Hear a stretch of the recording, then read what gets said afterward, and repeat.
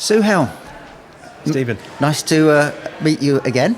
Wonderful. We're here at the great conference. It's exciting times. Yeah, it is exciting times, and really, I just wanted the opportunity on the podcast. You're sort of the voice of our podcast, and because of your amazing experience. But maybe it's an opportunity to explain a little bit about why you decided to join us. You're non-exec director of Newcross Healthcare. Also, the podcast itself is something that we've type of discussed, and it's grown from a collaboration of us both. And maybe you could tell us a little bit about that and why you decided to join Newcross, and also a little bit about the industry itself, because I know you've got a lot of experience in it. We originally first met through LaingBuisson report, so perhaps you could give the listeners and viewers an insight. No, I'd love to. I've been involved in healthcare, as you know, for 20 years as a provider, speaker, partner, advisor. And the LaingBuisson UK Healthcare Workforce Report, which I wrote last year, was a privilege to do that. And through that, we met. I'd known Newcross's name, but the chance to talk to you was fabulous. And, your contribution to the report was really insightful. And from there, I'm a big believer that strategy is a word that's thrown around, and most people don't really understand what it means. And I use Michael Porter's definition from Harvard. He says it's offering a unique mix of value in a differentiated way. And when I understood a bit more about what Newcross were doing, yes, healthcare recruitment, massive business, unbelievable story over the last 26 years. But what really hit me was the ability to actually push the boundaries of thinking. So the learning partner for life, the massive transformational purpose to personalise the experience of care within an ecosystem that's national, local and global. That really hit me. And to do that in terms of allowing people to expand the workforce where they could be trained free at the point of access, I have to admit, I had to look it up to believe it was actually true. And they don't need to work for Newcross. And I've been advocating that issue. So from there, that's what convinced me that I wanted to spend my time and experience with a business that had a vision, even a moonshot, to transform and give Britain the care services that it deserves. So that's the real driver for me to join Newcross. A great business, well established, but somebody that's willing to think outside the box. And if I may say so, and I'm saying it publicly, I believe in your personal values. And values are really, really important. Everyone talks about culture. It's in the NHS. We must make the culture better. But I've seen that as a lived experience. So that was why I was privileged to come and join the main board and to help drive the business in its vision moving forward. Healthcare generally is going through what they call an inflection point. We're seeing collaboration, new spirits in the NHS in terms of statutory frameworks. As you know, there's a huge global shortage of workforce, and we need innovation to address that. Yeah, you're absolutely right. And, when we first met, we had a very similar ethical view about life, but more importantly, a real vision about the future. And that was super exciting for me. And I thought, we've got an opportunity where we could collaborate and actually make things, really, expedite our moonshot as well. And our moonshot, as you say, learning partner for life, providing free at the point of access training for every healthcare worker who wants to be a healthcare worker, right the way to be a doctor. But it is a big moonshot. It's a big, there's a lot of heavy lifting to do, but we're super focused and excited about that. And I think that's just one area where, we thought one day, well, we know there's an issue about recruitment. We don't think it's fair that a nurse should have a £40,000 debt when society is calling out for nurses. So why can't we aim to provide that nurse training and university degree completely free? And we haven't got all the answers. We're still working through, but it is going to happen, and we're going to make it happen. So it's really, really exciting about that. And I think the other area is the platform, and how the business is transformed into a platform, and how we can then deliver services and augment our current services for now and also for the future.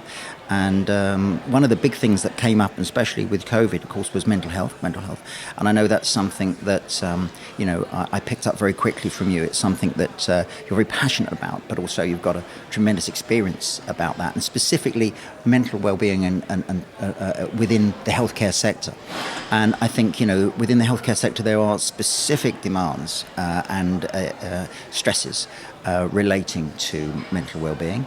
I'm so excited about what we're going to be doing for the healthcare sector in the future, where we want to provide free mental well-being delivery to, in the end, ultimately, all of the healthcare sector, but we're going to be aiming for potentially the all NHS trusts as we move through, but ultimately to everyone. And we want to find out how we can make sure that the excellent projects that you currently run within mental health, how we can make sure that we can, as many people as possible can access that, and that's really exciting. So, well, that will be a revolutionary change. As you know the numbers, whether you look at the RCN, 6 out of 10 nurses thinking of leaving the profession because of the work pressure. And doctors, the GMC training survey only a few months ago, two-thirds of medical trainees are reporting moderate or high levels of burnout. I mean, that's astonishing. So that is a passion of mine. It comes from my own personal journey, as you know, and also helping people who are at a really dark place. But more importantly, retention. We always talk about growing the workforce, but retaining those who are here means supporting burnout, wellness support. So that vision is something that is passionate for me personally and professionally. If we can do that, that will be absolutely transformative. The other thing I'd like to touch upon briefly is the commitment, because I think we're in a different age now in terms of where patients need to be empowered. And part of the things that attracted me was the idea that Newcross want to democratise advancements in treatment and at home. The legislation, the people plan, the long-term plan, all of these point to moving services into the community. And one of the big things that attracted me was the provision of home clinic that Newcross are doing. And that, I think, fits completely with the tenor of what policy, but also the idea that people deserve that democratisation of treatment. Well, we know there's so much opportunity for people to be provided care that traditionally, or treatments traditionally, you would normally get in a clinic or hospital. So we know 2/3 of outpatients in America could be looked after or had that service provided in their own home. I don't think it's any different in the UK. So we know that's there. So there's a tremendous opportunity. But also, as diagnostics become more and more important for the NHS and for basically society in the future, in terms of early understanding of our own bodies, so allowing us to then make decisions on our wellness moving forward based on you're already healthy, rather than going to the hospital when you're sick. Of course, that's going to happen, but how can we early diagnostics pick these things up? A lot of these things now I think could be delivered at home, and that's why we've launched Home Clinic. First thing we're doing is phlebotomy services, but we're going to be rolling out a number of other home clinic initiatives moving forward. So it's really exciting, and I think the UK is in a really good position to benefit. Obviously, the costs are going up. We know that. We know by 2035 that even based on social care, the cost of social care and the requirement of social care is going to grow by 23, 24%, even 27%.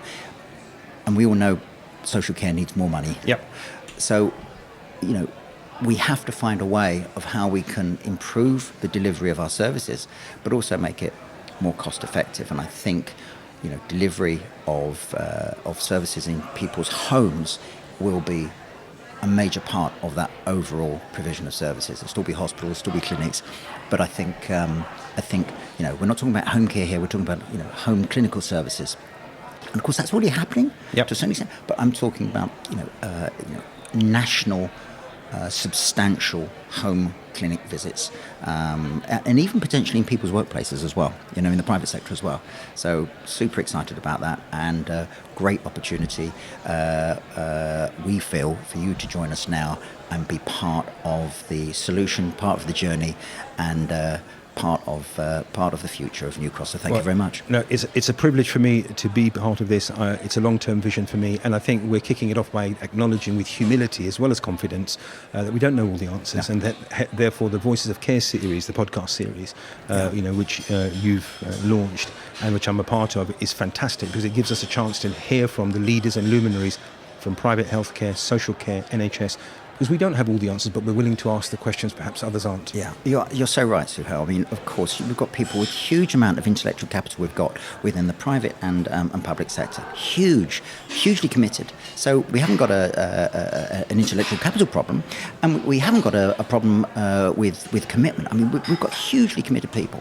I think it's just a question of listening, understanding, and maybe we can help shape the future of care in the future by listening to some of amazing luminaries that you'll be speaking to, and I'd like to also say thank you to everyone who has taken the time to speak with you, because it's very humbling, and we want to make sure that we are able to leverage that in a positive way to encourage maybe new thinking moving forward within the health and social care sector. So thanks very much indeed. Absolutely, my privilege, my pleasure. I'm looking forward to it. Thank you. Great.